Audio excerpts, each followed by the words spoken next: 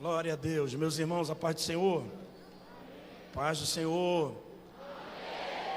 Ainda tem glória a Deus aí? Dá para ir até meia-noite ou não? Vai ficar só você aí. Estou brincando.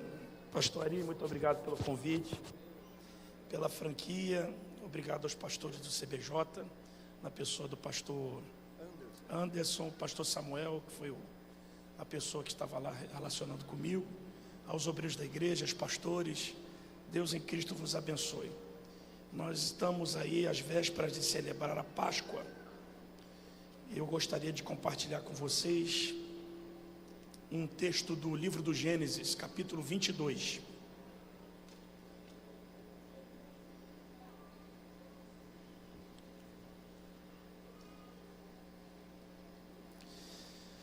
Gênesis capítulo 22.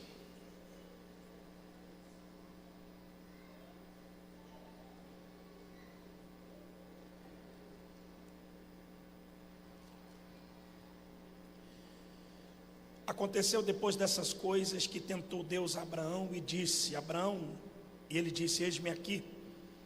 E disse: toma agora o teu filho, o teu único filho, Isaque, a quem amas, e vai-te à terra de Moriá. Oferece-o ali em holocausto sobre uma das montanhas que eu te direi. Então se levantou Abraão pela manhã de madrugada, albardou o seu jumento, tomou consigo 2 dos seus moços, Isaque seu filho, e fendeu a lenha para o holocausto, e levantou-se e foi ao lugar que Deus lhe dissera. Ao terceiro dia levantou Abraão os seus olhos e viu o lugar de longe, e disse Abraão aos seus moços: ficai-vos aqui com o jumento, eu e o moço iremos ali adorar, e havendo adorado tornaremos a vós. E tomou Abraão a lenha do holocausto e pô-la sobre Isaque seu filho, e ele tomou o fogo e o cutelo na sua mão, e foram ambos juntos. Então falou Isaque a Abraão seu pai: meu pai. Ele disse: eis-me aqui, meu filho. Ele disse: eis aqui o fogo, a lenha, mas aonde está o cordeiro para o holocausto? Disse Abraão: Deus proverá para si o cordeiro para o holocausto, meu filho. E assim caminharam ambos juntos. Verso 13. Então levantou Abraão seus olhos e olhou, e eis um carneiro detrás dele, travado pelas suas pontas no mato. E foi Abraão e tomou o carneiro e ofereceu em holocausto em lugar de seu filho. Chamou Abraão o nome daquele lugar: o Senhor proverá, de onde se diz até o dia de hoje: no monte do Senhor se proverá. Diga glória a Deus. Toma seu assento dando aleluia.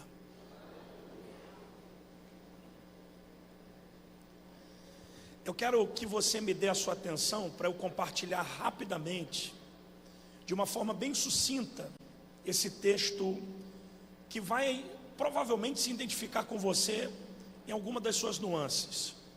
Esse texto tem como bojo o sacrifício de Abraão, um pedido que Deus havia feito a Abraão para a entrega do seu filho, e se tornou isso um marco na história de Abraão. Na verdade, a vida de Abraão, ela tem um... Irmãos, perdoe interromper, fecha essa porta aí, por favor, deixa sair só lá por trás, lá, que aí não incomoda o pregador. Desculpa, pastor, só esse incômodo, viu? Vamos lá. A vida de Abraão, ela tem 2 pontos que são cruciais. Na verdade, ele é uma pessoa antes do capítulo 22 e outra pessoa na questão teológica depois do capítulo 22. Mas na verdade existem 2 outros pontos da trajetória de Abraão que me chamam muita atenção, que me encantam. O primeiro é o seu chamado.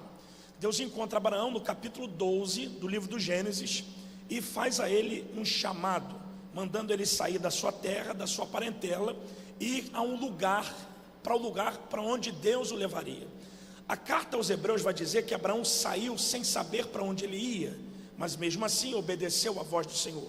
Isso nos dá um entendimento, pelo menos, de 2 coisas. Primeiro, Deus sempre vai chamar pessoas comuns para propósitos extraordinários. Abraão não era conhecido até então, antes do chamado, mas depois do chamado ele passou a ser conhecido, principalmente por nós que somos biblicistas. No contexto do chamado de Abraão, eu gostaria de confortar o seu coração, que o chamado que repercute no coração da gente, nem sempre Deus vai nos dar o destino, porque o destino para a gente não interessa tanto com quem nós estamos andando.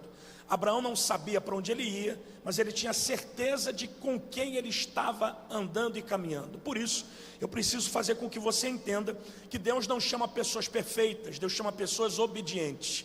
A obediência é o maior marco de quem é chamado, porque o ministério não é medido por resultado, o ministério é medido por obediência.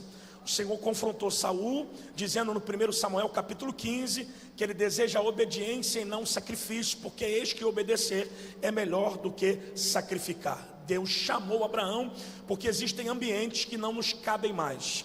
Eu te dou uma proposta, porque quando Deus te chama de um ponto A para o ponto B, é porque o ponto A não te cabe mais.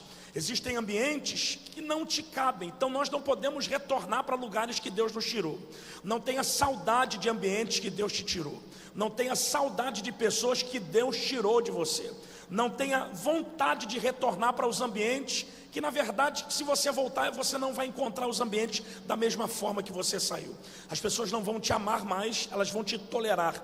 As pessoas não vão te abraçar, elas vão te rejeitar. Então o caminho de Deus é um caminho de ida e não de volta. A segunda coisa é no capítulo 15, que Deus vai tratar de Abraão dizendo: anda na minha presença e ser perfeito. Se no capítulo 12 Deus está tratando de Abraão na sua obediência, no contexto da sua fidelidade, Deus está tratando do seu passado, mas no capítulo 15 Deus está tratando do seu presente. Anda na minha presença e ser perfeito. Na verdade, existem 2 dias na vida que nós nunca vamos poder fazer nada para Deus. Nós não podemos fazer nada para o Senhor: no dia de ontem, porque já passou, e no dia do amanhã, porque não existe. Então qual é a única vez que Deus quer aceitar alguma coisa da gente? É o hoje. O hoje se chama presente. Presente é tão magnífico que Jesus vai dizer que nós não devemos nos preocupar com o dia do amanhã, porque basta cada dia seu mal. Tudo o que eu preciso fazer para Deus está inserido no hoje. Quer adorar? Adora hoje.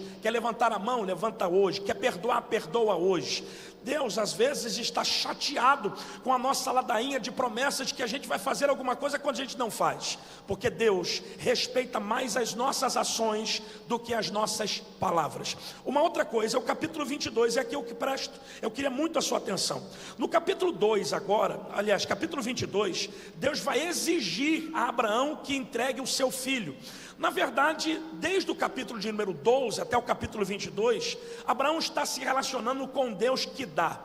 Deus faz promessa, Deus dá a ele um filho, ele se precipita e tem um outro filho, se chama Ismael. Abraão vai fazer festa, vai fazer banquete, mas agora no capítulo 22, Deus está exigindo a Abraão que lhe entregue o seu filho. Só que essa entrega aqui, na verdade, é uma entrega sacrificial, porque o texto vai dizer que o Senhor vai dizer: toma o teu filho, o teu único filho, Isaque, a quem amas, e vai-te à terra de Moriá. Esse pedido de Deus tem pelo menos 2 vertentes. Primeiro, Deus nunca vai nos pedir aquilo que Ele não tenha nos dado. Segundo, é a partir do capítulo 22 que Abraão vai ser considerado o pai da fé. Pastor, por que a partir do capítulo 22? Porque na verdade a carta aos Romanos vai dizer que Abraão creu contra a esperança, e isso lhe foi imputado como justiça. Se você for ler no capítulo, se você for ler em Hebreus capítulo 11, você vai perceber que quando trata da historicidade de Abraão, a Bíblia vai dizer que Abraão acreditava que Deus poderia dos mortos ressuscitar a sua promessa. Então aqui nos dá um entendimento de que a fé não é fé quando se vence, a fé é fé quando se perde. Porque existem coisas que para você vencer, nem fé você precisa ter, você precisa nem ser crente. Agora para perder e não se perder, como disse o livro, aí você precisa ter fé. Existem pessoas aqui que perderam muita coisa na vida, mas não se perderam daquele que um dia o encontrou. Existem pessoas que estão debaixo da ladeira de fracassos, mas não são considerados fracassados, porque a fé ativa de uma forma agressiva quando você perde e não quando você ganha. Por isso eu estou aqui te convidando a raciocinar acerca da sua fé. Pastor, mas eu perdi o emprego, mas não perdeu a fé. Pastor, mas eu perdi um amigo, mas não perdeu a fé. Pastor, mas eu perdi a casa, eu perdi o meu carro, mas não perdeu a fé. Você não perdeu nada, porque as coisas não podem ativar a sua fé, mas a sua fé pode atrair sair as coisas. Então aqui existe um parâmetro de que Deus está exigindo de Abraão aquilo que ele amava, porque quando Deus pede, ele pede o que nós amamos, não o que nós odiamos. Segunda coisa, Deus está pedindo a Abraão o seu único filho. Deus quer exclusividade. Deus não queria Ismael, Deus queria Isaac, porque o Isaac é o filho da promessa. Uma outra coisa é que Deus está exigindo de Abraão o que era dele: me dá o teu filho. Então Deus não quer de nós aquilo que é dos outros, Deus quer o que é seu. Então Deus quer o que é seu, Deus quer o que você ama, e Deus quer o que é único. Deus exige de nós exclusividade. Só que existe uma coisa aqui que é muito bacana da gente entender. Abraão está considerando agora o pedido de Deus em um culto de sacrifício. Na verdade é um culto de adoração. Só que essa nuance de Abraão, esse devaneio de Abraão, nos faz entender uma grande verdade. A verdade é que Abraão, ele está decidido a obedecer a Deus, custe o que custar, debaixo de qualquer circunstância. Por isso, quando a Bíblia começa dizendo no capítulo 22, versículo 1, que aconteceu depois dessas coisas, sorria, porque depois dessas coisas é que na verdade Abraão até o capítulo 22 era um camarada de sacrifício, era um homem que fazia altares, era uma pessoa que se dedicava veementemente ao Senhor. Mas no capítulo 21 você vai ver Abraão fazendo festa para desmamar o seu filho mais velho, Ismael. Então Deus está exigindo que Abraão volte a ser quem ele era. Quando Deus usa Moisés para dizer, e aconteceu depois dessas coisas, é que Deus está dizendo a Abraão: eu quero que você volte a trocar as festas pelos altares. Nós estamos vivendo uma geração que vive muito de festa e festa, mas não de altar em altar. É por isso que em alguns lugares não tem fogo, não tem batismo, não tem glória, não tem aleluia, não tem milagre, não tem céus abertos, porque a gente vive de festa em festa. Só que Deus está exigindo na minha e da sua geração que nós voltemos a reconstruir os nossos altares. Altar no latim é lugar de morte, é lugar de entrega. Quando você vem para um ambiente de altar, você está disposto, como disse o Lincoln, a morrer para a sua vida e viver a vida de Deus. Então Deus está exigindo, e essa forma aqui é uma forma sacrificial. Deus não quer o que você odeia, Deus quer o que você ama. Por isso o nome do sacrifício de Abraão se chama Isaac. Qual é o nome do sacrifício? Grita, diga Isaac. O que significa o nome Isaac? Riso. Então às vezes Deus quer que você agrade a Ele chorando para que Ele sorria. Deus toma o nosso riso para que Ele seja agradado de si mesmo. Por isso que culto de crente pentecostal não é o culto que você dá gargalhada, é o culto que você se quebranta, é o culto que você chora, é o culto que você se derrama, é o culto que você está disposto a entregar aquilo que é de melhor a Deus. Só que aqui é o seguinte: Deus não vai só exigir de Abraão um grande sacrifício, que era o seu filho. Deus vai mostrar para Abraão aonde é que seria esse culto. Diga comigo: esse culto vai ser realizado no Monte Moriá, nas penínsulas do Moriá. Abraão vai subir. Só que aqui a gente vai começar a aprender algumas coisas. Abraão entende que o culto tem que ser em cima e não embaixo, porque culto que Deus aceita é um culto não superficial, mas é um culto que a gente celebra Ele nas alturas, em cima. Por isso essa lição é o seguinte: Deus sempre vai nos confrontar com uma ordem difícil de ser obedecida, porque obedecer a Deus a gente não obedece sorrindo. Na maioria das vezes a gente faz o que não gosta para agradar quem Deus é. Por isso a obediência tem que ser irrestrita, sem nenhum tipo de questionamento. Essa lição é que a subida começa através de uma ordem. Deus não pede nada simples para a gente, Ele sempre vai tocar naquilo que nós mais amamos, porque as maiores subidas da fé começam quando Deus confronta os nossos afetos. Você está disposto a subir mesmo que você tenha que renunciar ao seu namoro? Você está disposto a subir mesmo que você tenha que renunciar o seu relacionamento? Você está disposto a subir mesmo você tendo que renunciar aos seus projetos, os seus sonhos? Porque a subida não requer de você força, a subida requer da gente renúncia, a subida requer da gente perda. Você está disposto a subir? Então você sempre vai entender que Deus nunca vai nos provar para nos destruir, mas vai provar para mudar o nível da nossa fé. Essa fé mimada que a gente tem não é a fé que Deus deseja da gente. Essa fé que você dá grito de glória a Deus aqui e depois fica entristecido porque alguém se levantou com você. Não, isso não é a fé que Deus exige de você. A fé se torna agressiva todas as vezes que ela anda no contraditório.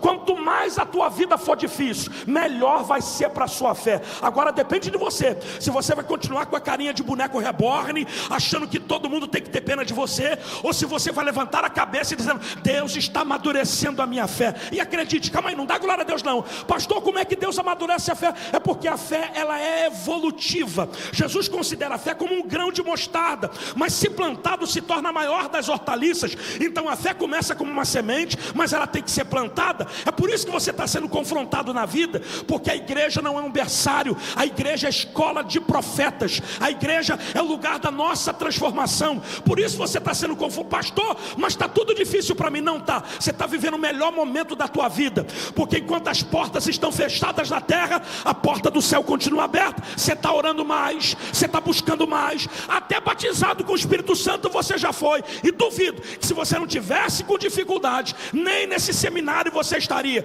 Deveria estar na praia, em Copacabana, deveria estar em Guarapari, você deveria estar em qualquer outro lugar, mas a luta e a tua necessidade te atraiu até aqui em fé, para que você entenda que você não precisa daquilo que você veio pedir, você precisa daquilo que Deus é. A presença de Deus é que supre as nossas carências. Dê um grito de glória a Deus.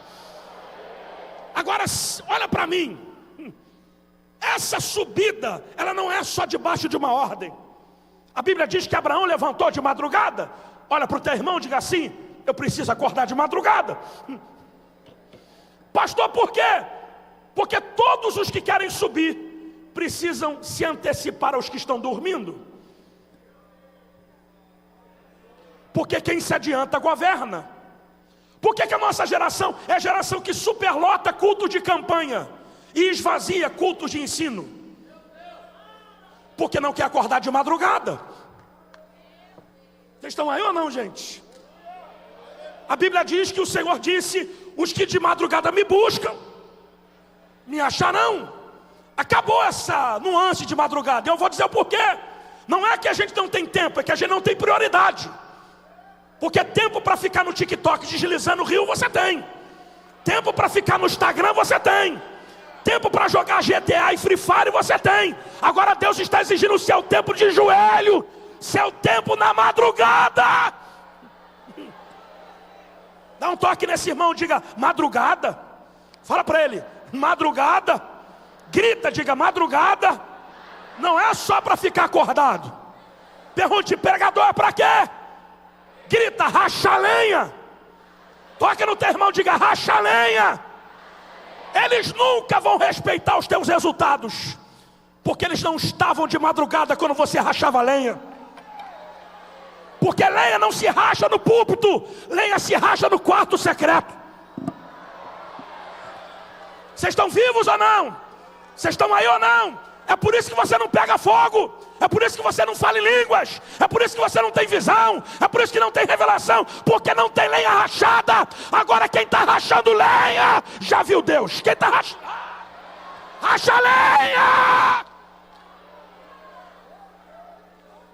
Pastor, o que significa rachar lenha? Olha para mim: é perder tempo com aquilo que você acredita.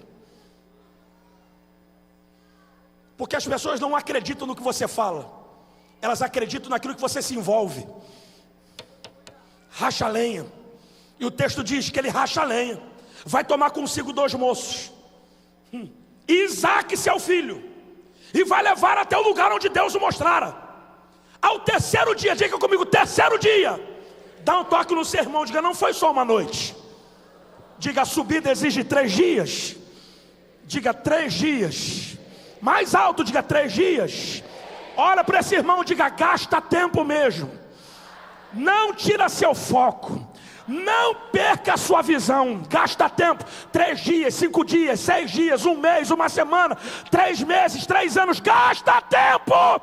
Porque quanto mais tempo você gasta no que você acredita, mais valor você dá naquilo que você recebe. Gasta tempo. Eu não vou abrir mão. Nem Satanás me tira. Ninguém me tira desse casamento. Ninguém me tira dessa igreja. Porque eu gastei tempo. Ninguém vai me tirar. Agora, segura. O diabo sabe que você tolera muitas coisas e resiste a outras tantas.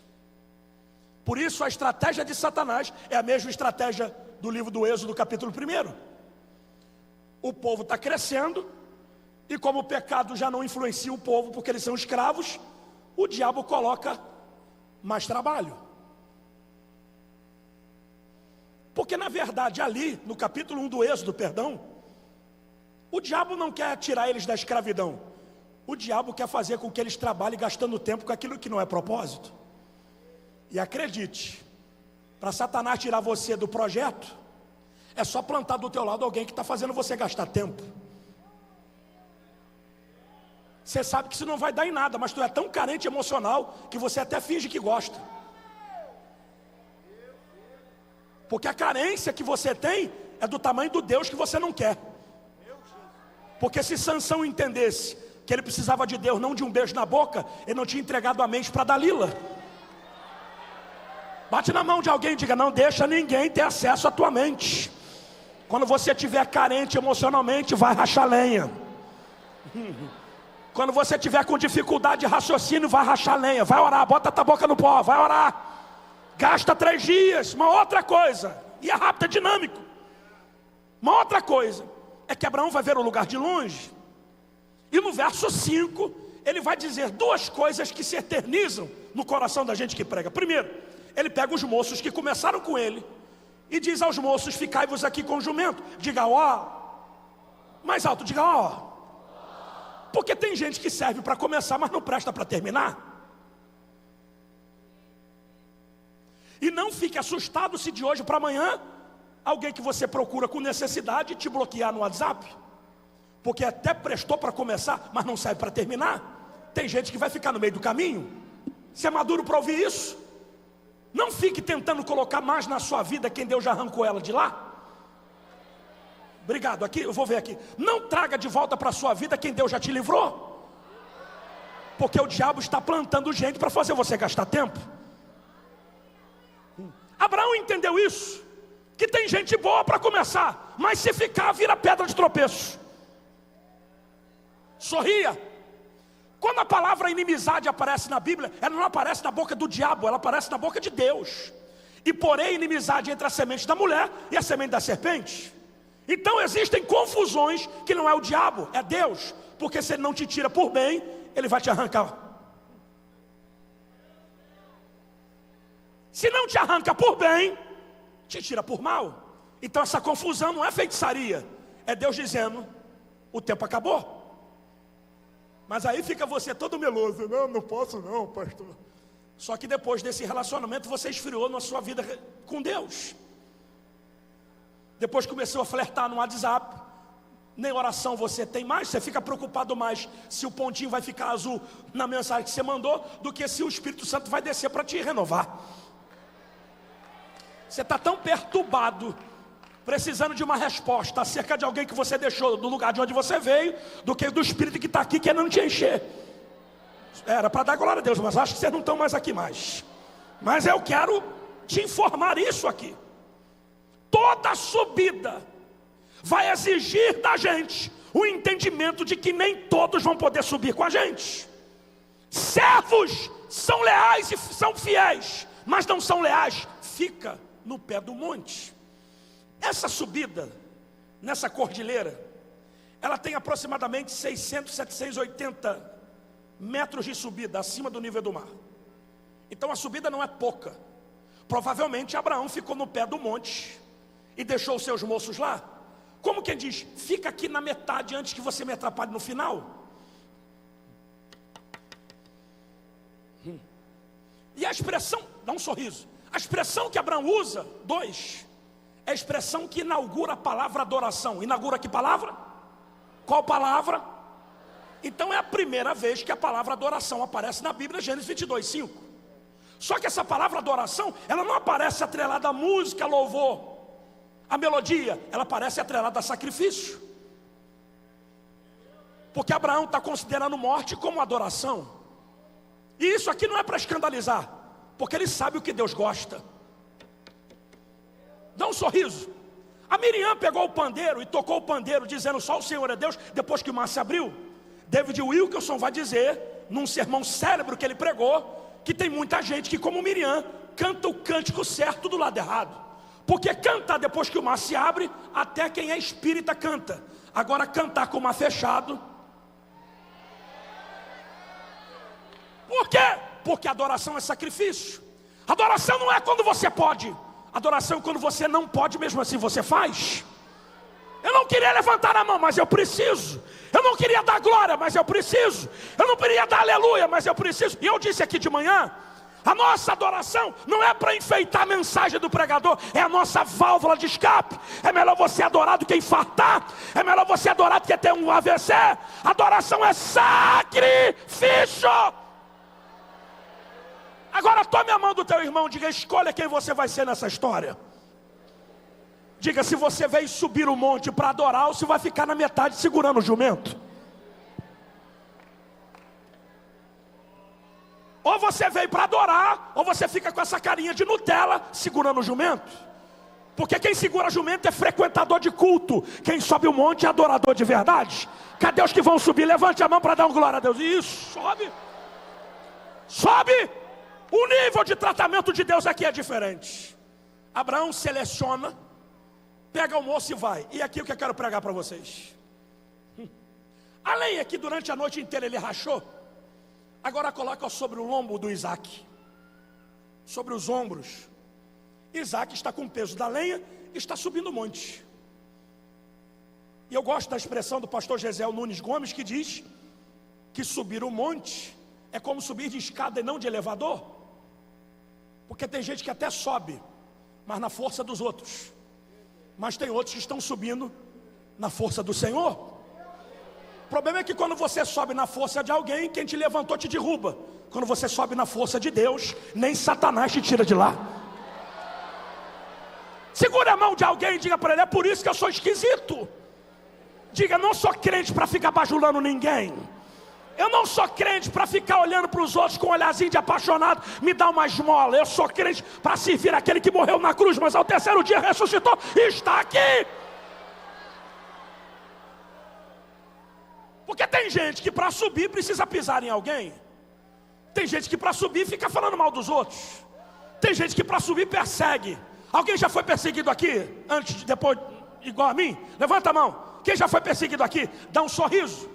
Se alguém está falando mal de você por trás, é porque te respeita. Porque se não respeitasse, falava na tua cara. Está mandando indireta no WhatsApp, é porque não tem coragem de falar na tua cara. O que fica... era para dar glória a Deus. Alguém já foi perseguido aqui? Já foi.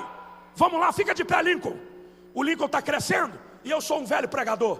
O Lincoln está prosperando e eu sou um velho pregador. E o Lincoln anda, Lincoln, e eu estou aqui atrás. Se o Lincoln parar para dar atenção a mim, é porque o que está aqui atrás é melhor do que aquilo que ele já viu lá na frente.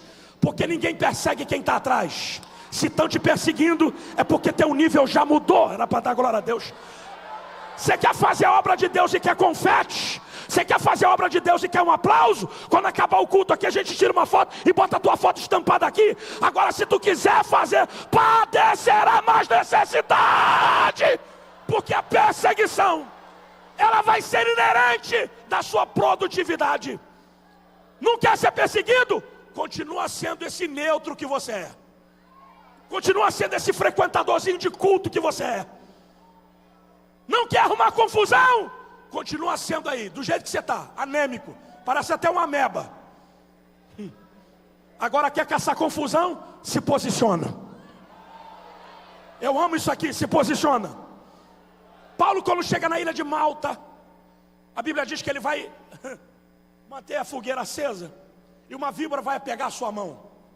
E os bárbaros que conscientemente o acolheu ficam olhando para ele dizendo assim, vamos esperar a hora que ele morre. Porque até então a fogueira estava lá, mas não tinha ninguém para alimentar. Foi só alguém se levantar para alimentar a fogueira. Porque o diabo não gosta de quem alimenta a fogueira. Paulo é mordido pela víbora. E me dá uma lição. Eles esperam 1 dia, 2 dias para que Paulo morresse, mas ele não morre. Ele está mordido, ele está ferido, mas não está envenenado. A raiva de Satanás é que ele usou esse crente gelado da tua igreja para te ferir. Você pode estar ferido e até mutilado, mas você não está envenenado. Abra a tua boca e diga: Satanás, eu não vou parar.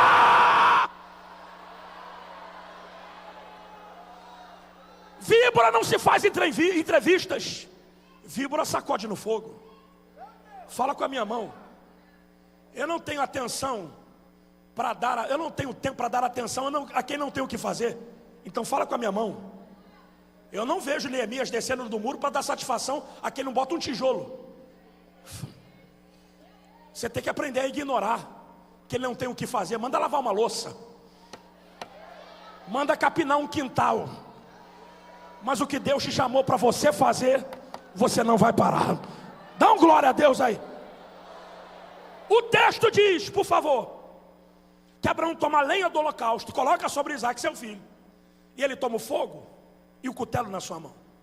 Diga comigo, Abraão coloca a lenha sobre Isaac, mas ele administra o culto, porque o cutelo e o fogo está na mão de quem? Abraão aqui é um tipo de Deus. E desculpa, não tem um pregador que incendeie a igreja, porque o fogo não está no pregador, o fogo está na mão do Pai. Quando você estava no ventre da sua mãe, o fogo já estava aceso na igreja. Então baixa a tua bola. A gente tem que parar de ser idólatra, de pregador e de cantor, e começar a entender que o fogo está na mão do Pai. Tem ninguém que incendeie a igreja que não seja Deus. Tá bom, eu fui pregador convidado, o Lincoln pregador convidado, os outros pastores pregador convidado, mas Deus usou o pastor de vocês para batizar vocês com o Espírito Santo. Significa que eu e Lincoln aqui não somos nada, porque a unção já estava aqui. A unção já está aqui. Aí a gente fica, não, vamos ali. E tem gente que é tão... Deixa eu ver aqui o carro, deixa eu ver o que vai pegar esse ano. Esse aqui eu gosto. E essa aqui é a pregadora do mistério. Aí quando a pregadora e o pregador não vem, você fica triste, porque na verdade você não veio aqui atrás de Deus. Era para dar um aleluia, né, gente? Dá um toque no teu irmão, diga, eu estou aqui atrás do Pai que está com fogo na mão. Diga, o Pai que está com fogo na mão, é Ele que vai me incendiar, é Ele que vai me queimar, é Ele que vai me avivar, é Ele que vai me levantar, é Ele que vai me ungir. Levante a mão, por favor, e dê um grito de glória a Deus, que o fogo está na mão do Pai. O fogo está na mão do Pai. Agora escute. A lenha está sobre o Isaac. Porque aqui o Isaac não é só um tipo de Cristo, é um tipo de igreja. Se não há ausência de fogo, na verdade, quando o culto não pega fogo, é ausência de lenha. Existem algumas igrejas que a gente prega pelo Brasil que parece mais católica do que assembleana, porque não tem fogo. Aí a Assembleia de Deus é caracterizada pela igreja que é detentora do direito do movimento pentecostal do Brasil. Mas a gente chega em alguns lugares, tanto faz como tanto fez. O livro de Leonardo Revenil, chamado Porque Tarda o Pleno Avivamento, ele diz que o avivamento não chega porque muitos de nós estamos dispostos a nos acostumar sem ele. Então se dá glória a Deus, se não der, tanto faz. Pelo menos eu cantei, pelo menos eu fui. Quando na verdade um seminário como esse era para você estar pendurando no ventilador, levando a glória que você recebeu aqui para o teu estado, para o teu bairro, para o teu município. Por quê? Porque o fogo está na mão do Pai, mas a lenha está sobre você. Olha para mim, é aqui que eu queria chegar. O Isaac vai olhar para o pai e falar, tá bom, o culto está quase completo, porque eis aqui a lenha, o cutelo e o fogo. Mas cadê? Cadê? Grita, cadê? Cadê? Cadê o cordeiro? Então Isaac está dizendo para Abraão que ele não está disposto a fazer culto sem que haja cordeiro. Nós nos acostumamos no Brasil a fazer culto sem cordeiro. Nos acostumamos a cantar louvores sem cordeiro. É por isso que os louvores emocionam a mente, mas não sacrificam a alma. Porque a gente canta tudo pra gente, depois exige do Deus que a gente não cantou sobre ele, que ele desça aqui. E a nossa geração é a geração que se sente muito íntima, porque tem a coragem de chamar Deus de você. E como no Brasil a gente tem uma pseudo promessa de que o avivamento vai sair daqui para as outras nações, desculpe, com 20 anos de ministério itinerante, eu chego a dizer a vocês que esse tempo de visitação está indo embora. Porque a gente se preocupa muito mais com a nossa aparência do que com a nossa essência. Vocês estão vivos ou não estão? Agora escute aqui. A gente mandou tanto missionário para a África que a África está mandando missionário para cá. Então, ao invés da gente evangelizar a África que está evangelizando a gente. Por quê? Porque culto para eles lá tem que ser até Jesus cansar. Ninguém entendeu nada, né? Enquanto Jesus não cansa, eles não param de dançar, de adorar. Pregador tem que pregar 3 horas, porque se não prega 3 horas não volta mais. E a gente aqui preocupado com o relógio, e o Espírito preocupado com você. Vocês estão vivos ou não estão? O Isaac está dizendo: cadê o cordeiro? João Batista vai gritar nos ouvidos dos fariseus que Jesus era o cordeiro de Deus que tira o pecado do mundo. Paulo vai dizer em 2 Coríntios ou 1 Coríntios capítulo 5 que Jesus é a nossa Páscoa, porque a liturgia da Páscoa tinha por elemento principal o cordeiro, porque sem cordeiro não adianta sangue na porta.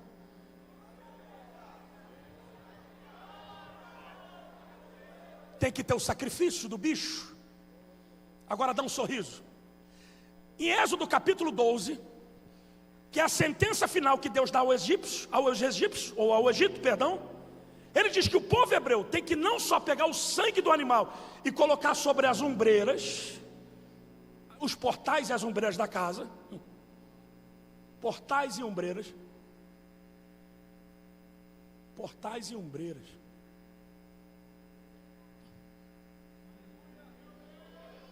sangue em cima e sangue do lado. E a sentença é: o anjo da morte vai vir no Egito, mas a casa que tem a marca.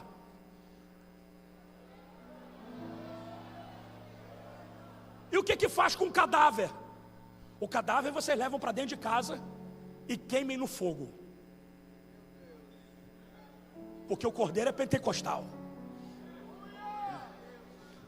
E o que sobra do cadáver, como é que a gente faz? Você vai pegar a cabeça, diga comigo: cabeça, vísceras e pés, e vai comer. Não pode ser nada cozido, tem que ser tudo assado no fogo. Eu amo isso aqui, porque se o cordeiro de Deus é Jesus, Isaac está sentindo falta de Jesus no culto. E se Jesus é o cordeiro, nós nos alimentamos dele. Porque por que se alimenta da cabeça? Olha para mim. Porque a cabeça está no intelecto. Eu disse aqui sobre o Romanos 12 que a nossa geração está sofrendo da síndrome do cérebro apodrecido, que na verdade vamos gerar uma geração de que aqui a 5 anos não vai saber fazer uma redação. Você pergunta para ele: o que é ser cedilha? Ele vai dizer: é uma fofoqueira que mora do lado da minha casa. O que é um tio? É o irmão da minha mãe. É a geração que tem muita tecnologia, mas está sofrendo com pouco raciocínio.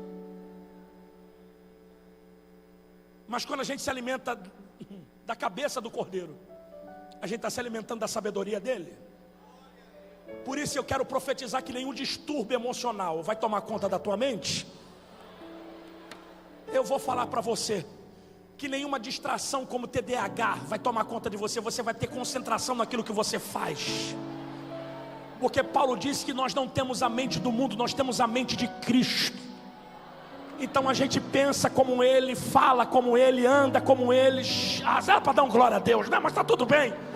Segure a mão do teu irmão, diga: hoje vai ser cordeiro o nosso alimento. Diga: se alimente da mente de Jesus, da sabedoria de Jesus. Diga: não inteligência, mas sabedoria. Porque a sabedoria tem uma distância da inteligência. Gente pela inteligência sobrepõe aos outros. A Eva foi inteligente, por isso perdeu o casamento. A Abigail foi sábia, segurou e salvou o seu marido. O que nós estamos precisando é de uma geração sábia, de uma geração que transcende o conhecimento, de uma geração que quer conhecer o Senhor e prosseguir em conhecer. Uma geração que não seja limitada, uma geração que expanda o seu cérebro e conquiste a terra. Bota a mão nesse cabeção e diz assim: toda distração sai da minha mente agora. Diga: toda dificuldade interpretativa sai da minha mente agora. Diga: toda dificuldade de concentração sai da minha mente agora. Diga: Satanás, você não tem legalidade para falar na minha mente, porque na minha mente só quem anda é o Cordeiro de Deus, só Jesus pode ter acesso à minha mente.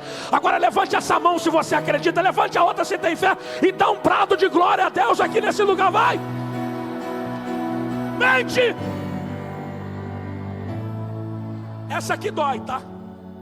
Essa dói, mas é necessária. Por que se alimenta dos pés? Porque os pés estão os passos.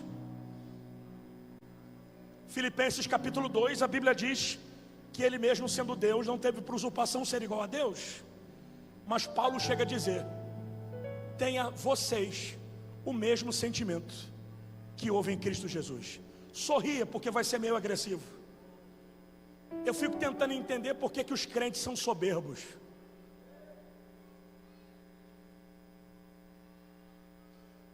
Da porta para fora você é juiz, desembargador, médico, você é o que é.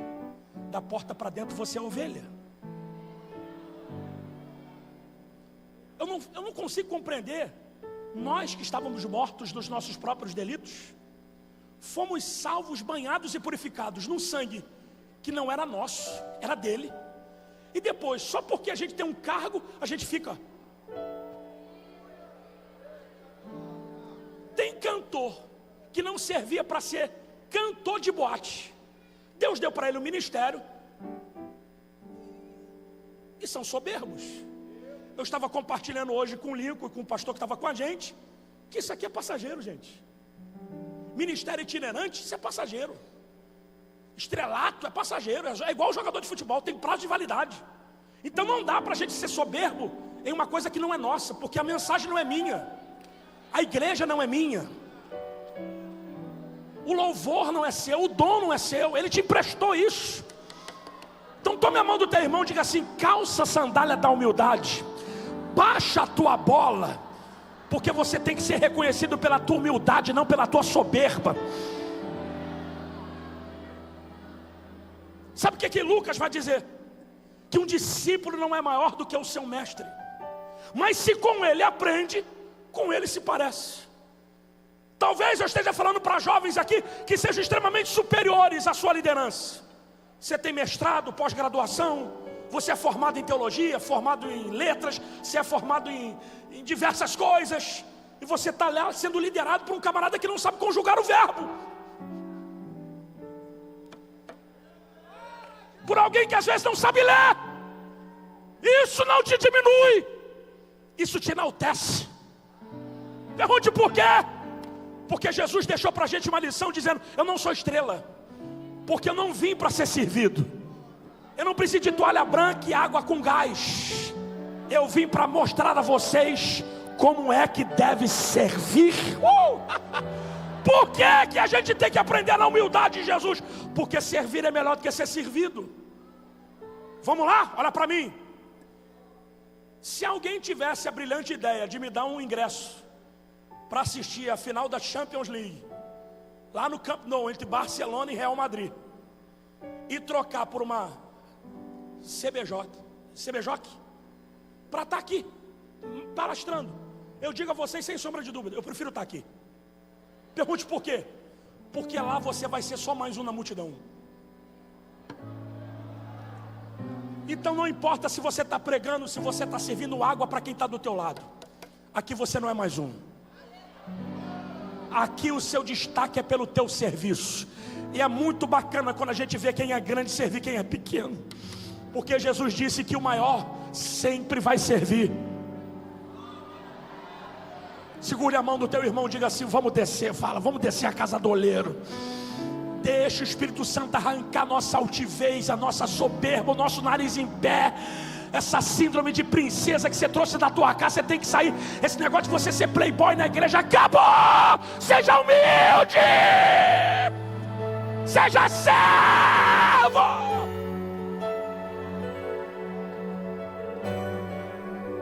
Eu fico pensando, se Jesus não me salvasse. Para quem não sabe, eu era cantor de pagode no mundo. Que desgraça, né? Eu me converti na igreja evangélica missionária Maranata do pastor Paulo César Brito. Vocês talvez não conheçam, mas a velha guarda conhece. É um cantor que tem umas músicas conhecidas. Pedro e João iam para o templo para orar e falar com Deus. Bem junto à porta estava o aleijado, pedindo esmolas de qualquer valor. Eu fui para lá com aceitei Jesus, estou no processo de santificação. Aí o que eu fui? Fui lá no Ministério de Louvor. Quem é o cantor? Falei, eu quero fazer uma audição aí com vocês. Aí botaram o microfone na minha mão para cantar música. Me lembro que estava, quando o crente está vivo. Eu desafinei tudo, o irmão disse, para. Você não serve para fazer isso aqui. Eu fiquei triste, mas continuei caminhando. Mas ali eu percebi uma verdade. Não dá para você sair do mundo e continuar fazendo na igreja o que você fazia lá.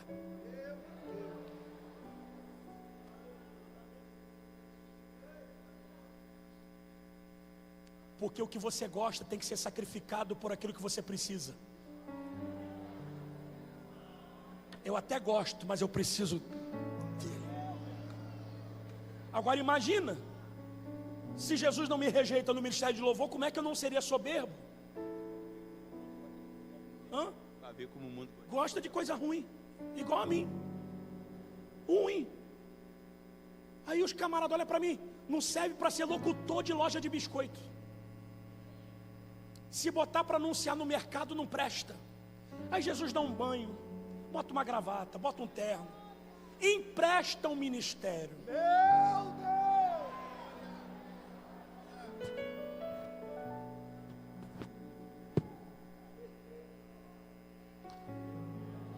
Vai doer, mas vai curar. O problema é que nós alimentamos esses bezerrinhos de ouro. Quando Jesus conta a parábola das virgens loucas e prudentes, quase ninguém repara que as prudentes foram pedir azeite às virgens, as prudentes, as loucas foram pedir azeite às virgens prudentes. E as prudentes disseram assim: não, nós não podemos emprestar a vocês porque pode faltar para mim e para vocês. E qual foi o conselho? Vá aos que vendem. Tinha um comércio de venda de azeite.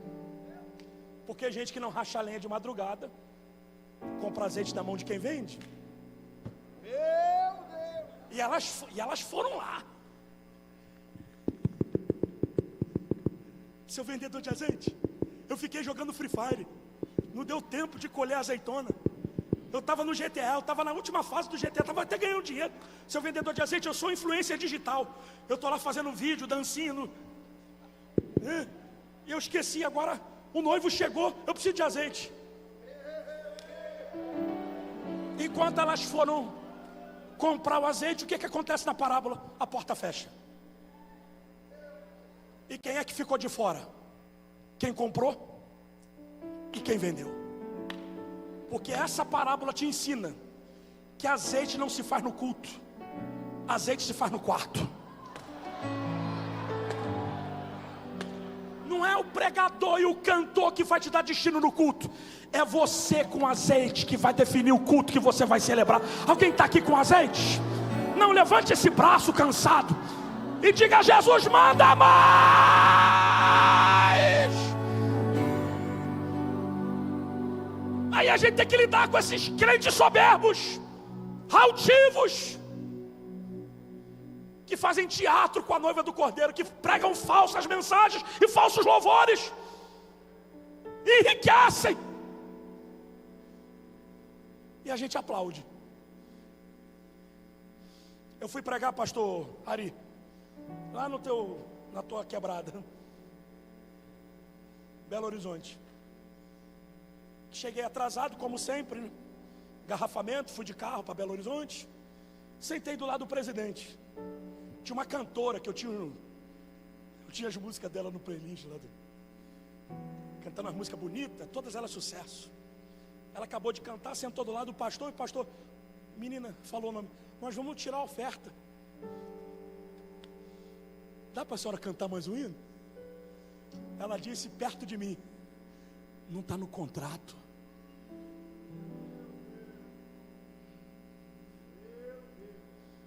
Existem Isaques ainda, dispostos a não fazer culto, sem cordeiro. Cantor não vem, pregador não vem, pastor faltou, mas o cordeiro está aqui. Se alimentar das vísceras, que é uma buchada boa. A buchada é intimidade, relacionamento. O próprio Cristo diz que quem de mim se alimenta, por mim viverá. Então você se alimenta de quem é Jesus. Por isso Isaac está sentindo falta do cordeiro. E eu encerro aqui para a gente orar. Eu não abro mão do cordeiro. E o que Abraão vai dizer? Deus proverá para si. Porque na verdade aqui, filho, o sacrifício é você.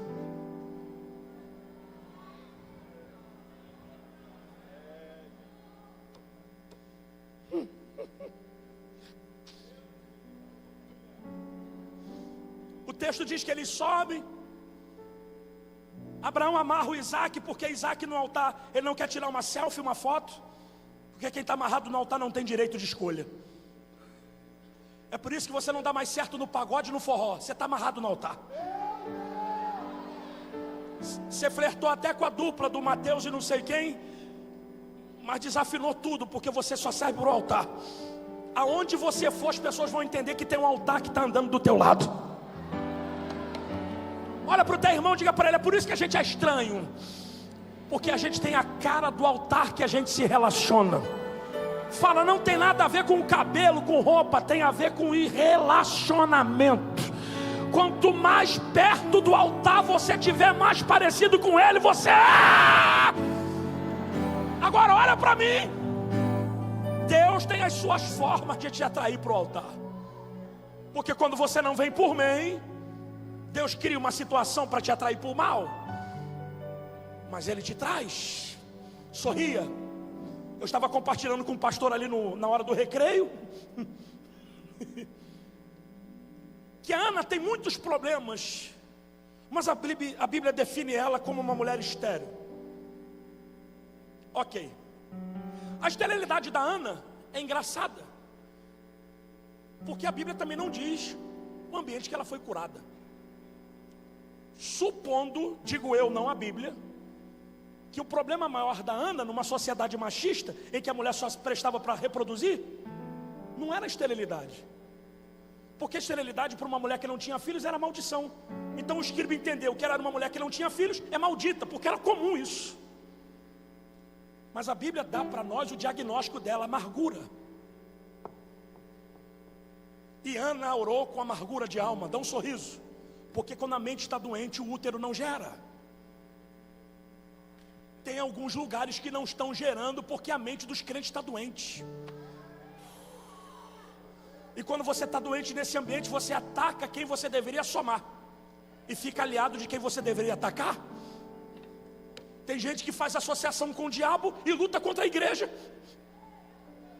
porque essas fofocas da rede social são alimentadas pelos crentes que frequentam a igreja. Porque o ímpio não quer saber de fofoca de crente, mas o crente gosta disso. Vocês estão aí, né?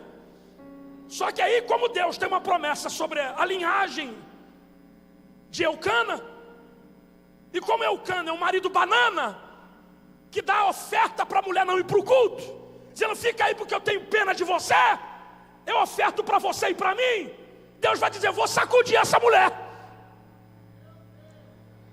Como Deus não consegue alcançar o coração de Eucana, qual é o coração que ele pega? Penina. Porque a conversa de Deus com Ana vai ser no altar. Então Penina começa a dizer aquilo que Ana não gosta, mas precisa ouvir. Eu tenho filhos e você não tem. A promessa do teu marido vai por mim, não por você. E Ana um dia se levanta e diz: eu vou embora. Dá um sorriso, porque talvez você tenha ouvido falar que Penina é instrumento do diabo. Nunca foi. Pergunte por quê. Pergunte por quê. Porque o diabo não vai usar alguém para te levar a um ambiente que Deus vai tratar de você. Então tem coisa que você não gosta de ouvir, mas você precisa ouvir, porque Deus quer te levar para um ambiente que Ele vai ter liberdade de tratar com você. Lá vai Ana, amargurada. Tome a mão do teu irmão e diga: vai para o altar, vai. Diga, vai triste, vai chorando, vai amargurado, vai devendo, vai cheio de dívida, vai não querendo ir, mas vai para o altar. Não fica, vai para o altar. Quando Ana chega no altar, ela está orando com necessidade. Eu preciso de um filho, eu preciso de um filho, eu preciso defender a minha ética, eu preciso defender, me dá. Só que chegou parte da oração, ela diz, não precisa me dar mais não, porque o dia que o Senhor me der eu te devolvo. Então a Ana não precisa de filho, ela precisa de Deus. O filho só foi uma desculpa que Deus arranjou para te atrair de volta. Deus sabe onde te toca, Isaac, para trazer você de volta para o altar. Você está desafinando nos ambientes do teu refúgio. Você não se adequa ao ambiente que não foi feito para você. É por isso que o que está acontecendo contigo não é feitiçaria, não é diabo, é Deus dizendo, volta para o altar. Dói mesmo, porque quem nasce para o altar não se sente bem em outro lugar. Ele não está tirando uma selfie, ele não está fazendo uma posezinha para ter engajamento. Ele está amarrado, gente. Ele não tem escolha a não ser queimar.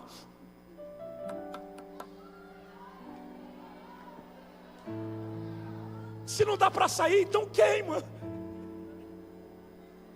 E o pai com um cutelo na mão dizendo, eu vou matar você para agradar a Deus. E está no texto, um anjo interrompe o culto e diz, agora eu sei que tu temes a mim. Preserva o menino, dá um sorriso. Sorria. Quando Abraão levanta a mão e retira, por cada palavra do anjo, a Bíblia diz que ele vê, diga comigo, um carneiro amarrado no mato, através dos chifres. Espera aí, tem alguma coisa errada. No pé do monte o filho sente falta do cordeiro. Jesus é o cordeiro.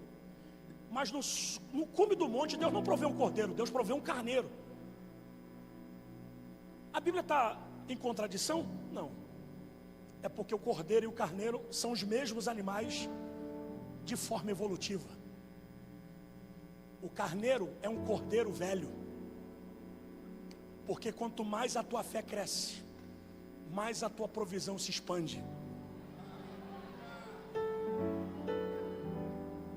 Você sobe pedindo uma coisa e Deus está preparando outra para você.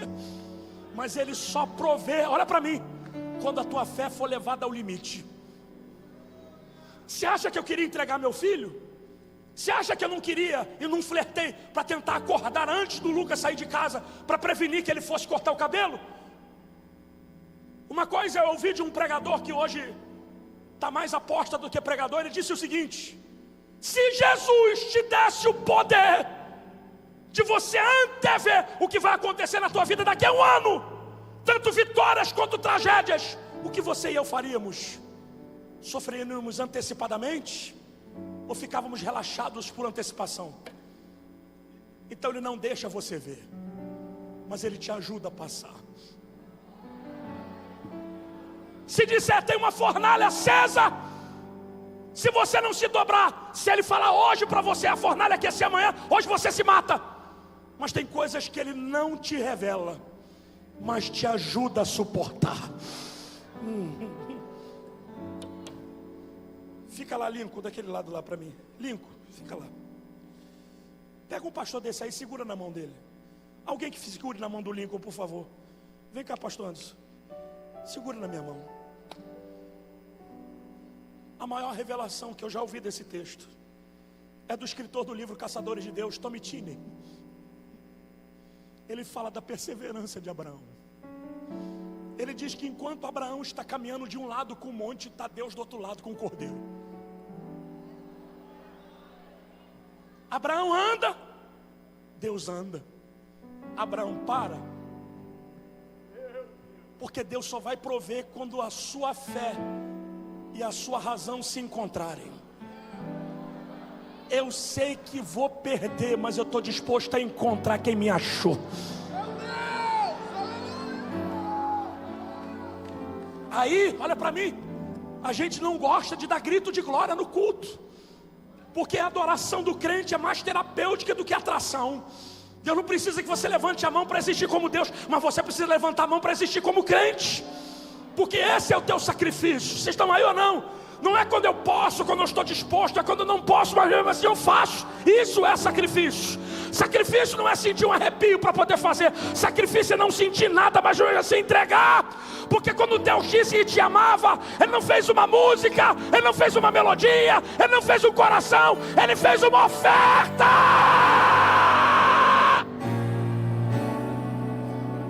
Aí, segura. Aí, pastor, que a gente conversou. Quando Deus vai devolver a Ana a sua voluntariedade, Deus dá para ela quantos filhos a mais? Ela canta no capítulo 2: até a mulher estéril foi mãe de quantos filhos? 7 filhos. Mas no sacrifício de Abraão, Deus falou para ele: olha para o céu, conta as estrelas, se é que as pode contar, porque assim será a sua descendência. Pela última vez, segure a mão do teu irmão para encerrar a minha participação.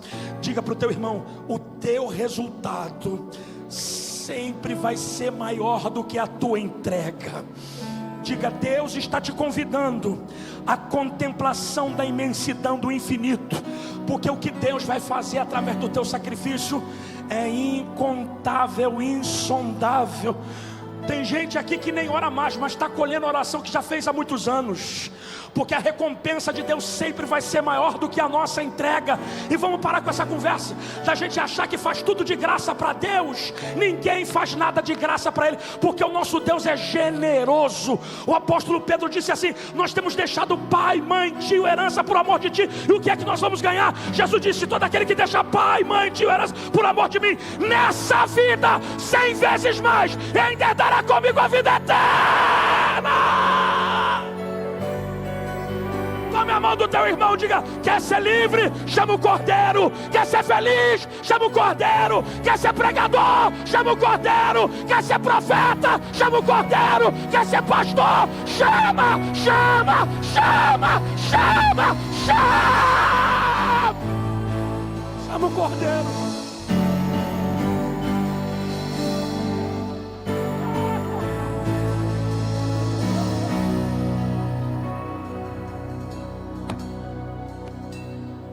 Terminou.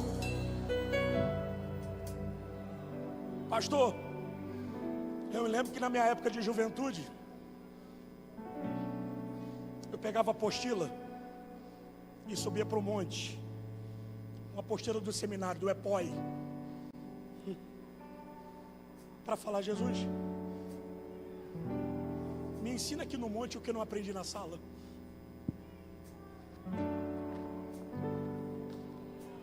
Porque os professores ensinavam, mas Jesus explica.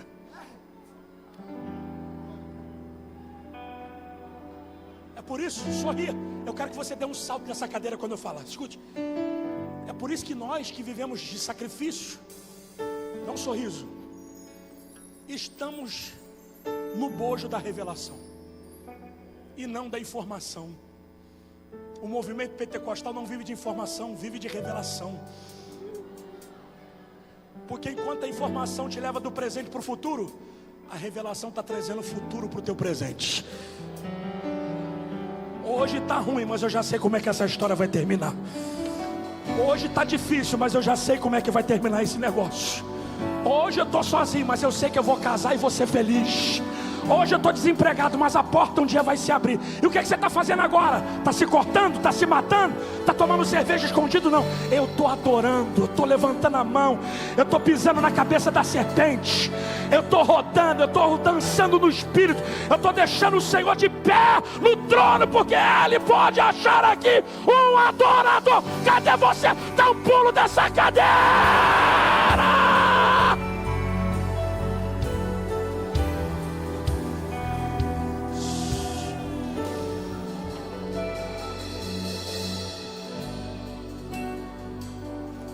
Olha para mim. Uma das coisas que marcaram a minha vida, além da morte do meu filho, foi que um dia eu estou indo para a igreja e recebi uma ligação. E quando atendi, era um número não identificado. Uma pessoa atendeu do outro lado dizendo: é o pastor Albert Ferreira? Eu falei: sou eu. Ai, vai dar ruim. E a pessoa, que era uma mulher do outro lado, disse assim: eu sei quem foi que matou o seu filho. Eu queria conversar com você. Eu disse: eu não tenho mais nada para conversar, porque esse assunto já foi resolvido com a minha família. Desliguei o telefone, modo avião, culto. Saí do culto, liguei o telefone, 10 ligações de outro número. Não era spam. E eu preocupado com as coisas do projeto, da igreja, então retornei a ligação, era a mesma mulher. Quando eu atendi o telefone, disse alô, ela disse: pastor, não desliga. Eu sou a esposa do policial que matou o seu filho. E eu estou te ligando para te pedir perdão.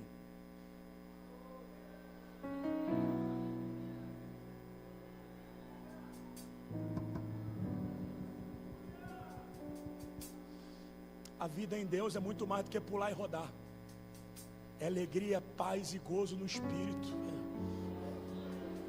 Mas para você ter paz, você precisa aprender a perdoar. Eu vomitei tanta coisa naquela mulher. Eu falei, ela falou coisas que só eu, o marido dela e o meu filho mais velho sabíamos. Porque o marido dela socorreu o meu filho no hospital junto com o meu filho mais velho. Eu disse: irmã, vamos fazer uma coisa? Seu marido mutilou minha família. Meu filho não era traficante, meu filho era crente.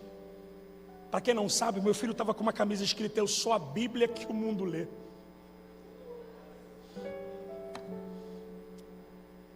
Eu estou mutilado, minha família está triste. Meu filho nunca mais vai calçar o chinelo que a gente guardou. O telefone dele nunca mais vai ser ligado. E agora a senhora vem com esse papo de perdão? Joga um copo no chão de vidro e pergunta para os cacos se eles recebem perdão. Você pode remontar o copo, mas ele nunca volta a ser o mesmo. Eu usei de diversos subterfúgios e metáforas para poder me esquivar daquilo que Deus estava me chamando. Porque o perdão cura.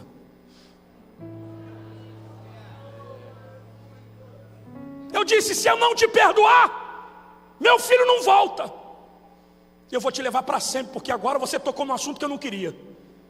Se eu te perdoar, meu filho também não volta, mas eu fico amargurado. Então diga para o teu marido: eu nunca mais toco no nome dele. Eu encerro o processo a partir de agora. E diz para ele que eu e minha família perdoamos vocês.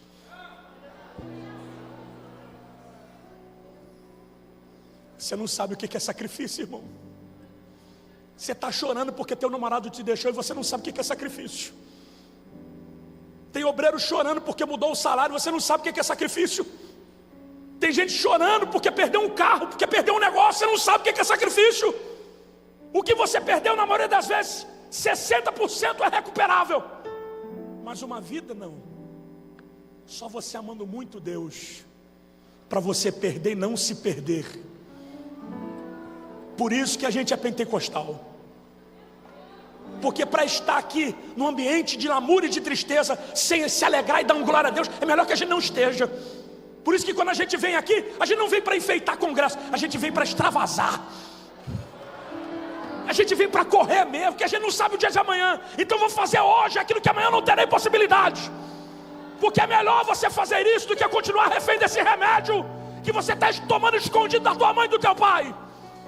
É melhor você fazer isso do que você continuar envenenado por coisas que não vão te livrar, pastor. A psicóloga disse para minha família: a dor que vocês estão sentindo é a dor da perda, mas daqui a pouco será a dor da lembrança, e depois a dor da saudade, depois a dor da perda novamente. Sabe o que ela fez? Toma aqui um remédio. Esse remédio é para desacelerar a tua mente, porque a dor não tem cura. Eu tomava 1 comprimido, 2 comprimidos, 3, e ficava slow motion. Ia pregar bêbado. Tem vídeos meus aí que parece que eu estou bêbado, mas eu estou dopado, porque eu queria construir um novo personagem na dor que eu estava sentindo para fugir dela.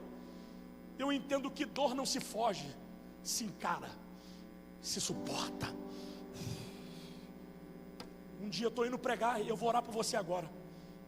Meti a mão na caixa de remédio e fui no banheiro da igreja, porque eu estava me dando tremelique. Fui no banheiro da igreja e disse: Jesus, consagra esse remédio. O Espírito Santo veio no meu coração e disse: o que eu sou para você?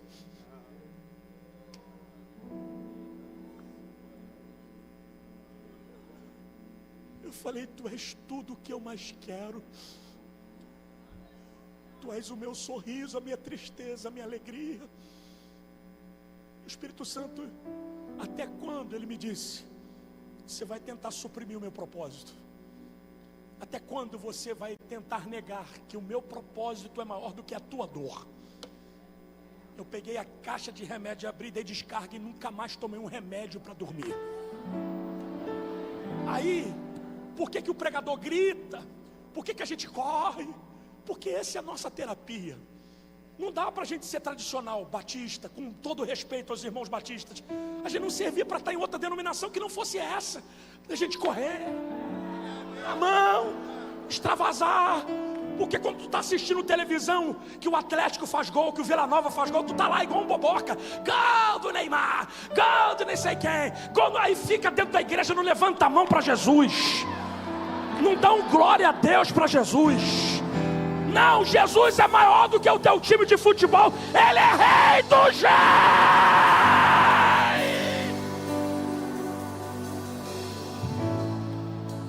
Tome a mão do teu irmão aí agora. Promazia Ramacha. Segura aí, fecha o corredor, que agora ninguém vai sair. O espírito do xixi está repreendido agora.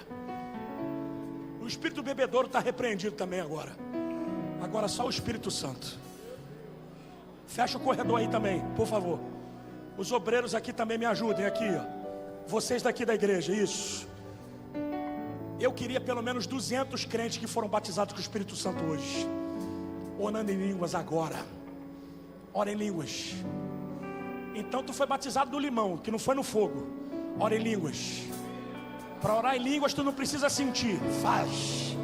Vai, faz. Faz, que tu vai voltar para tua cidade carregada no azeite. Faz, porque o fogo arderá continuamente no altar e não vai se apagar. Faz. Herodes não apagou, Nero não apagou. Não, Nabucodonosor não apagou, os faraós não apagaram, os filisteus não apagaram, Agag, rei dos amalequitas, não apagou. Nenhum dos povos do período interbíblico apagaram o fogo. Na verdade, em Atos 12 o fogo acendeu de uma vez e nunca mais vai se apagar. Então ore em línguas. Abre essa boca, porque a oferta já foi liberada. O altar está pegando fogo. Agora vem o fogo sobre nós. Fogo de Deus, abre a boca.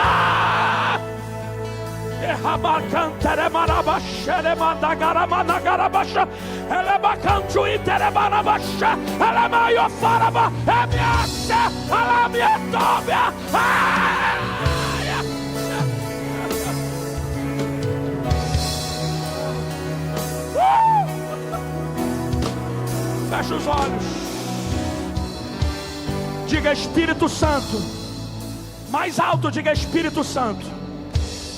Eu não quero sair daqui. Diga: já são meia-noite. Diga: o anjo da morte vai passar no Egito, mas eu estou marcado pelo sangue do Cordeiro. Diga: 1000 caem ao meu lado, 10.000 à minha direita, mas eu não vou ser atingido. Minha casa não será atingida. A desgraça não vai me alcançar. A miséria não vai me alcançar. Mas o teu fogo vai pegar.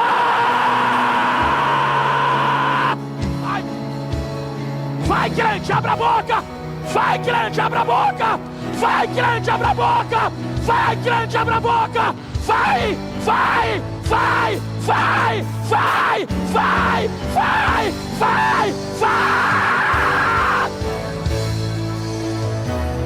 Queima, queima, queima, queima, queima, queima, queima, queima. Deixa queimar, deixa queimar, deixa queimar, deixa queimar, deixa queimar, deixa.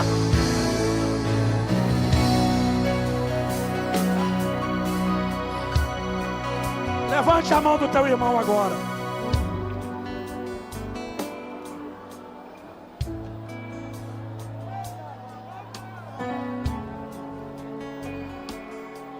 Levante a mão dele agora.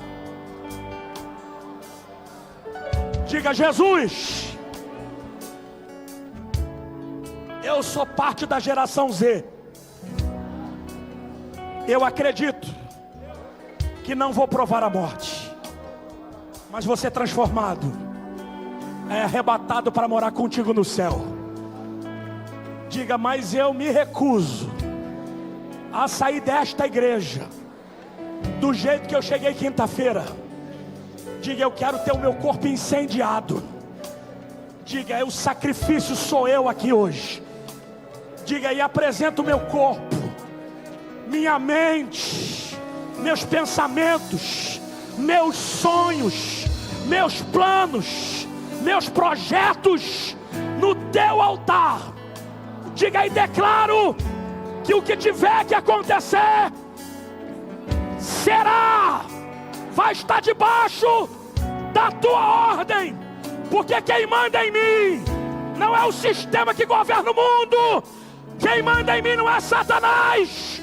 Quem manda em mim não é a depressão. Quem manda em mim é o teu Espírito.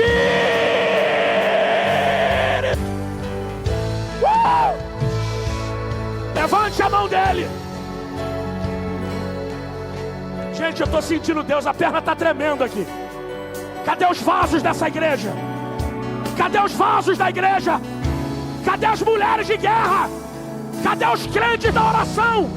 Cadê os vasos da marcha? Cadê os vasos? Cadê os vasos?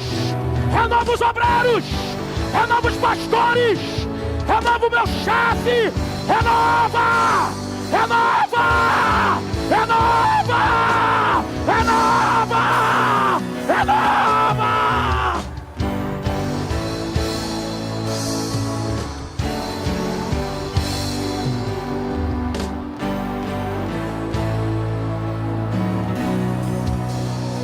Eu poderia estar em qualquer outro lugar, mas tua glória me atraiu, tua presença me atraiu. Tentei me esconder, com medo de não viver, mas tua glória me atraiu, tua presença me atraiu. Vai, vai! É que a sarça pegou fogo e não se consumiu, e a glória saiu dela, um dia me atraiu, e o meu coração queimou. Não até tem que pra Satanás! que um Se você dia não contra desviou a glória até vale hoje, mais. você não desvia É que a nunca! sarça pegou fogo e não se consumiu, e a voz que saiu dela um dia me atraiu, e o meu coração queimou até que descobriu que um dia com tua glória, um dia com tua glória vale mais que mim. Agora levante a mão do teu irmão. Eu vou contar até 3 de novo. Esse glória a Deus vai lá dentro do teu quintal. Essa tua adoração vai romper as barreiras de Satanás e vai libertar teu irmão, teus primos, vai libertar tua família. Existe uma espada de justiça andando no meio da igreja, e o Senhor me disse: eu vou cortar as cordas que amarram os meus filhos. Está na hora de você dar a Deus essa prisão que te limita, que não te faz ser feliz, que te deprecia, que te aprisiona. É 1, é 2, 2,5 obreiros, me ajudem. É 3, dá um grito de glória.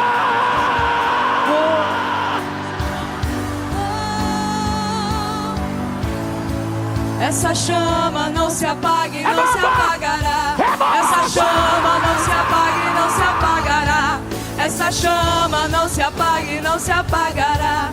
Essa chama não se apaga, não. Essa chama não se apaga e não se apagará.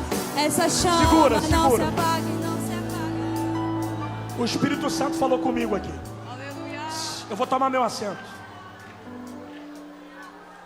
Mas o Senhor me disse o seguinte: sai do teu lugar aí agora, você que está desviado.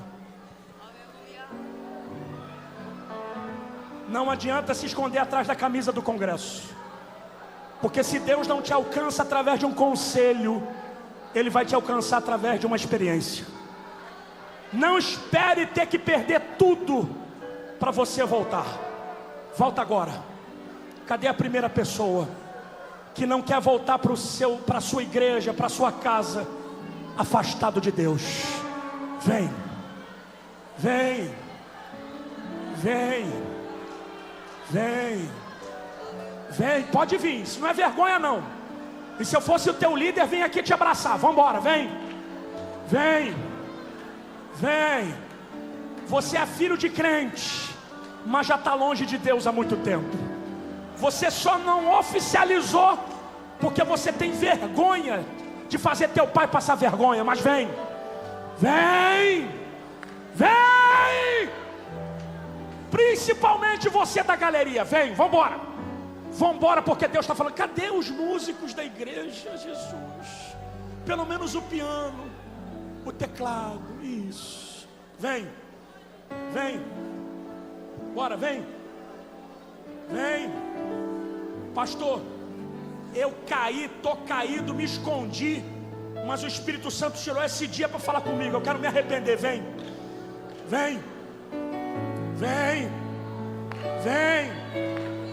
Delei, amara, gachore, melei, aradaramanda, ragai, rebaragana, bachore, elenda, ragácia. Isso, vem, desce da galeria. Não espera eu te apontar em cima. Vem, deixa eu botar teu óculos. Vem, vem, desce, vem. Vem com a camisa, vem de crachá, vem tudo. E eu vou falar uma coisa para os obreiros aqui, hein? Deus montou esse aparelhado todinho aqui por causa dessas vidas. Deus moveu o avião, tirou a enchente, tirou a tempestade por causa deles. Então vem, vem, vem. Vem, você que hoje de manhã disse: se Deus não falar comigo, eu não sei o que vai ser de mim durante essa semana, eu vou tirar minha vida. Vem, você que flertou com o suicídio, vem, vem. Você que disse para Deus tirar a tua vida, vem. Você que escondeu o remédio lá perto da tua cama e disse que ia tomar o remédio porque você não aguenta mais teu pai e tua mãe, vem, vem. Vem, vem, vem, vem, filho amado, vem em meus braços descansar.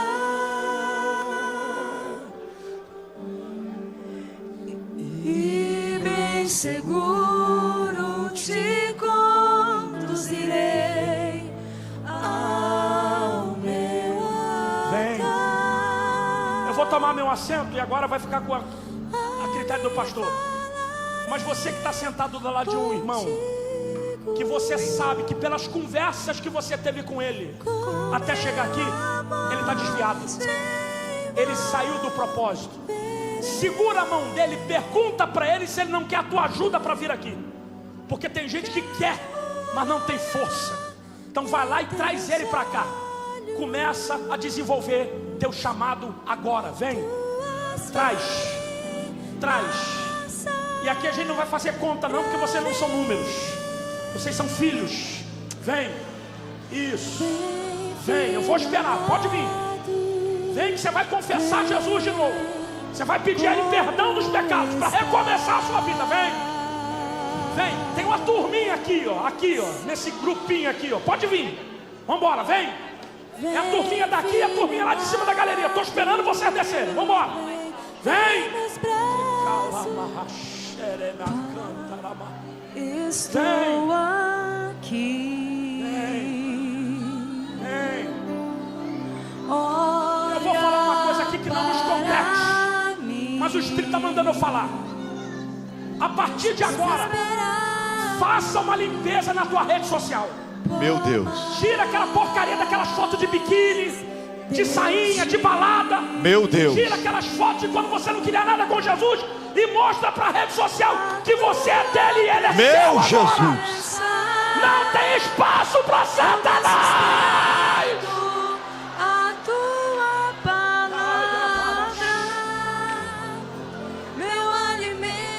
Meu Deus. Segure aí, banda. Pega o seu celular com a sua mão. Pega o seu celular. Segure o seu celular. Todo mundo tem um celular. Tem gente aqui que não tem Bíblia, mas tem um celular. Eu digo Bíblia de papel. Talvez você tenha milhares de versões aí no seu celular. Pega o seu celular, levante ele. Repita a frase do pastor Albert: não tem espaço para Satanás. Levante mais alto e fale agora.